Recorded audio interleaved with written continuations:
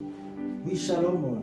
Comme je l'ai dit dans la première partie de notre enseignement, apprends-nous comment prier. Le Seigneur leur a montré comment nous devons prier et il a dit dans Matthieu chapitre 6, notre Père qui est aux cieux, notre Père qui est aux cieux. Laisse-moi déjà te dire une chose, que nous avons un Père et pas n'importe quel Père. Un Père qui sait compatir lorsque ses enfants traversent des moments difficiles. Un Père qui sait prendre soin de ses enfants. Un Père qui est responsable.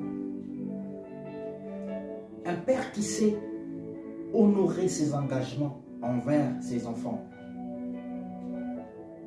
C'est le Dieu créateur.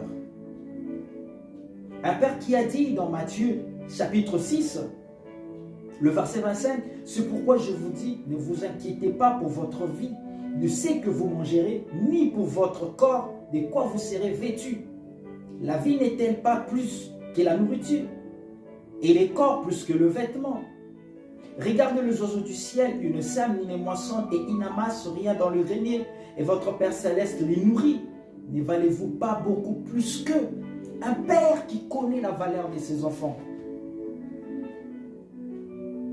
Un Père qui sait, qui n'a pas mis au monde des enfants pour le faire souffrir ou pour les abandonner. Un Père qui connaît les noms de ses enfants. Un Père qui connaît le nombre de ses enfants.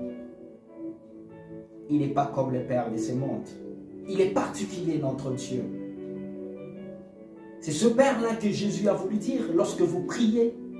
Dites que notre Père qui est dans le ciel, que ton nom soit sanctifié.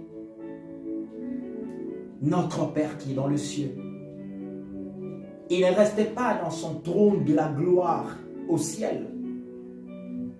Mais lorsque nous entrons en prière, lorsque nous invoquons son nom, le ciel est mobilisé et son royaume siège pour répondre à nos attentes. Un Père qui connaît ta valeur. Voilà pourquoi, bien aimé, nous devons venir dans sa présence, invoquer son nom. Il est un Père qui, lorsqu'il promet, il le réalise. C'est pourquoi je t'invite à prier et à dire notre Père qui est aux cieux.